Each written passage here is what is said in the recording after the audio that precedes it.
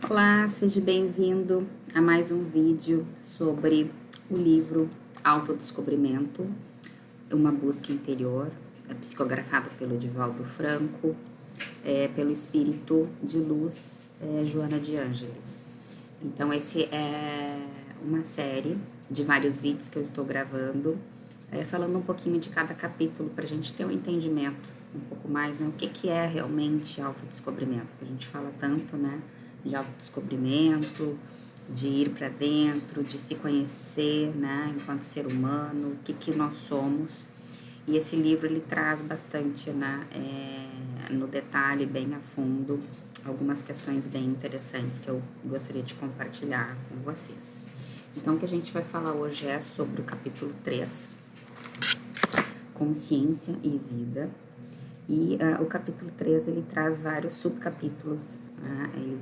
Ele é dividido por subcapítulos, e o subcapítulo 1, ele fala sobre a incursão da consciência, né? Que, na verdade, é uma excursão, né, da nossa consciência.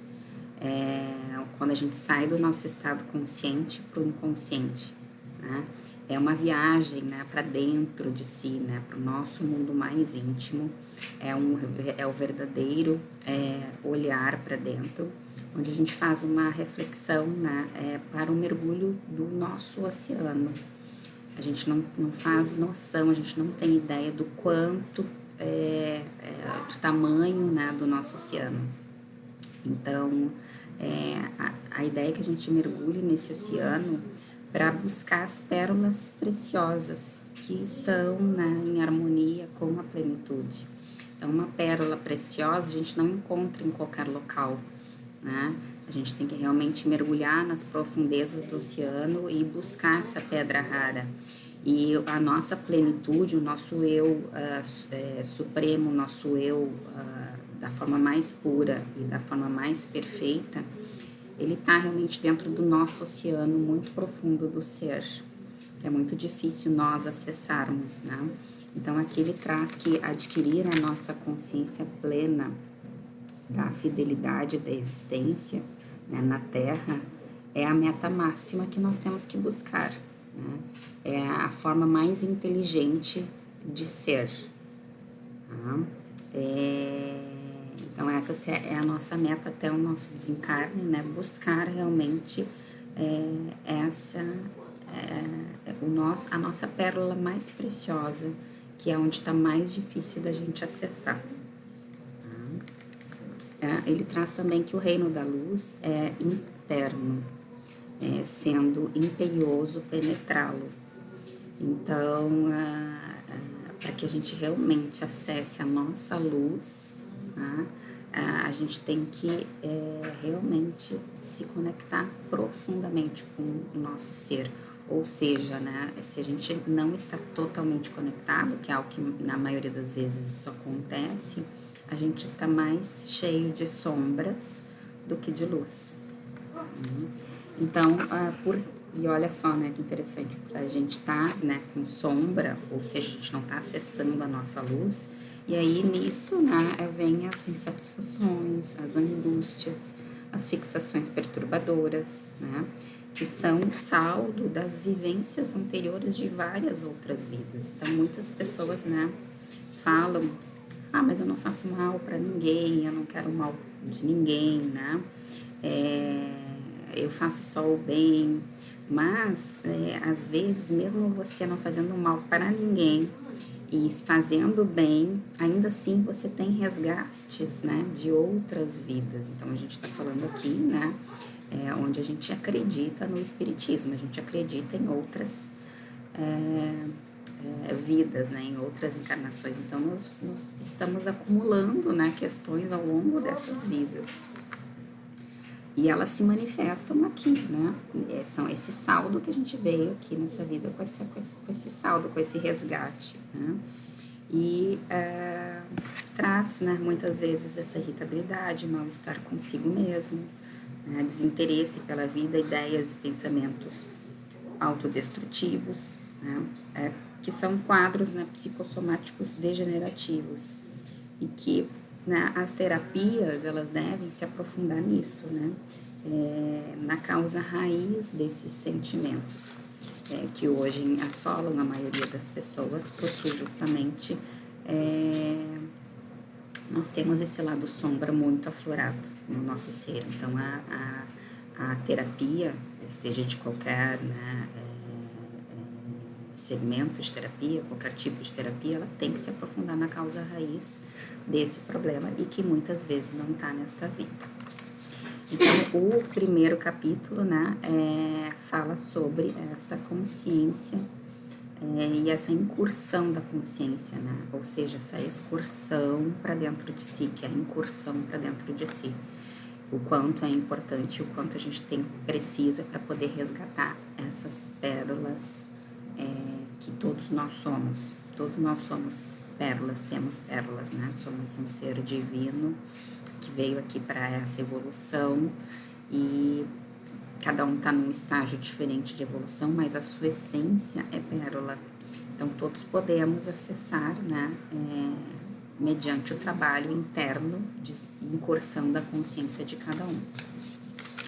O capítulo 2, ele fala sobre já uma consciência responsável, né? Ou seja, o ser responsável é aquele que cumpre fielmente seus deveres e encargos, responde pelos próprios atos e pelo de outrem também, torna-se com caráter moral e defende valores éticos. Pilatos condenou Jesus à morte mesmo sabendo da sua inocência. Ele cometeu um crime de traição, crime de guerras. Então, existem vários exemplos, né? Pais que abandonam os filhos, filhos que abandonam os pais, trabalhadores de campo de concentração, né? Fomentadores de guerras, todos talvez, né, receberam ou recebem determinação, né, de seus chefes, de seus superiores, foram obrigados a fazer isso, né, mas a responsabilidade, para ser verdadeira, né, ela não pode ser compactuada com a delinquência. Então, por mais que você é obrigado, talvez, a fazer alguma situação, ainda assim a responsabilidade da própria pessoa, né? Ela tem que ter essa consciência responsável dos seus deveres, encargos e dos seus atos.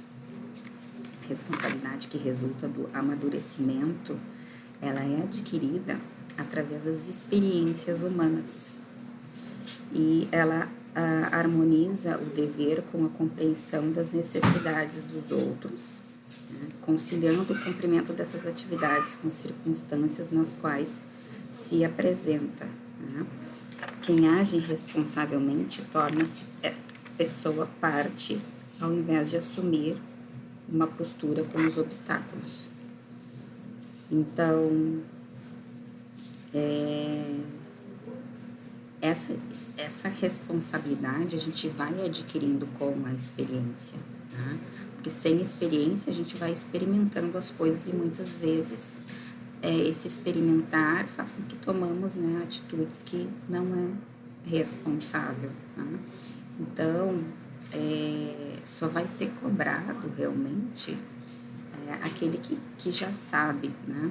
Então, é muito importante que, ao se ter essa consciência responsável, a partir de então, né, começar a atuar, né, somente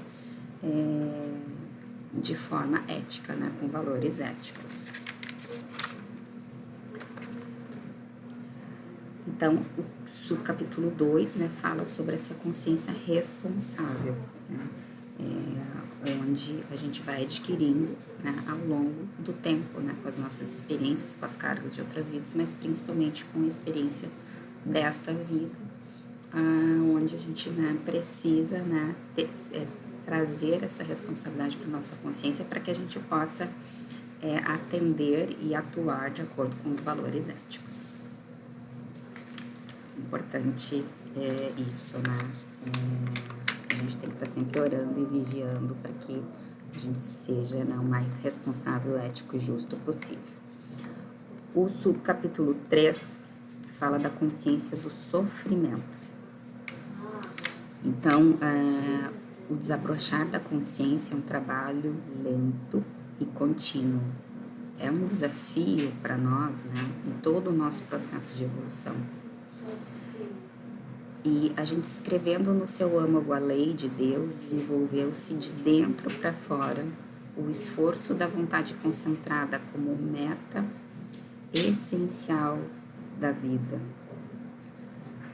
Então, a semente que morrer para libertar o vegetal, o sofrimento, é meio natural da ocorrência evolutiva, processo de moderação e liberação do espírito.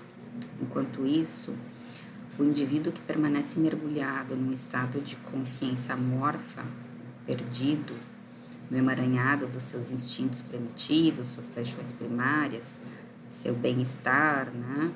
Não consegue, né? Dorme, mas não sonha, né? Não consegue buscar a sua consciência sem a sua autoidentificação, não tem esse conhecimento da sua realidade espiritual e acha que o sofrimento, ele não tem essa consciência do que o sofrimento, ele faz parte do processo também evolutivo. A evolução do você retirar as cascas, né? Isso é importante para o processo de evolução. Né? Seja uma planta quando nasce, né? Ou o nosso próprio nascimento, né? Ou uma borboleta quando sai do casulo. Então, todos esses processos de transformação, eles são desconfortáveis e geram um sofrimento. Então, a gente não ter essa consciência é não ter essa consciência dessa realidade espiritual. E aí o capítulo 4, ele traz o exame desse sofrimento, né? Que na verdade a sensibilidade à dor que cada um sente, né? A dor desse processo de sofrimento depende do grau de evolução. À medida que a gente vai progredindo, a gente adquire mais responsabilidades e se torna mais perceptível ao sofrimento. Ou seja, à medida que a gente progride, nós adquirimos mais responsabilidade e a gente se torna mais perceptível ao sofrimento, ou seja, a gente sofre mais. A gente resiste mais a ele, ou não quer sofrer, né? Os desgastes vão nos atormentando. A consciência lúcida desse sofrimento equipa-nos de instrumentos que auxiliam a superação da amargura, do desespero, da infelicidade, pois compreende os objetivos espirituais. Porque, por exemplo, até a doença tem um lado positivo, tem um lado de aprendizado. Né? Mesmo uma doença, ela traz muitos ensinamentos. Ela faz com que a pessoa evolua na doença. Então, se eu entender, né, que uma doença está aqui para me ensinar algo, e que é no meu processo evolutivo, esta dor, né, esse sofrimento vai ser minimizado. Então, esse exame do sofrimento é muito importante, né, para que a gente possa entender este processo e levar com mais parcimônia o sofrimento e a evolução. Porque o sofrimento, ele complementa, né? Tem raízes em acontecimentos infelizes anteriores e é inevitável. Então, a gente pode pensar assim, nós temos o nosso livre-arbítrio e podemos evitar os nossos sofrimentos. Alguns sim, outros não, né? Porque a lei de causa e efeito. Então, se a gente pegar, por exemplo, uma criança que nasce já com uma doença, ela não tem como evitar isso ao longo da vida. Tá? E se realmente é algo que você quer evitar, né, na vida e você muda, você pode mudar e você pode tentar vários outros caminhos. Em algum momento, você vai acabar passando por essa situação, resgatando, né, essa causa e efeito. Então, quando o sofrimento chega, ele é inevitável. Então, o melhor é você parar e analisar esse sofrimento para que realmente você entenda o que você precisa aprender com ele. Então, ela é gerada a causa e são disparados os efeitos ao infrator, convidando o mesmo à reparação do dano que ele já causou. Aqui, né, o arqueiro libera, então, né, que seria a causa e efeito, ela vai liberar, então, a flecha que vai deter o destino. E, uma vez liberada essa flecha, né, essa energia, esse movimento da lei da causa e efeito, é inevitável esse resgate. Então, o quanto é importante, né, o entendimento deste sofrimento. Então, só nesse capítulo, né, esse capítulo 3 deste livro já nos traz tantos ensinamentos, né, nesses 4 subcapítulos que a gente está falando aqui, né, sobre o quanto é importante a gente ter essa nossa consciência, a gente buscar essa consciência interna, né, a nossa inconsciência, né, que é onde estão as nossas pérolas preciosas, para que a gente tenha essa consciência responsável desses valores éticos, com as virtudes, que a gente tenha consciência do sofrimento, né, do quanto é inevitável o sofrimento em algumas fases da nossa vida, e que quando esse sofrimento vem, né, o entendimento espiritual de que o porquê, né, que esse sofrimento está aqui e como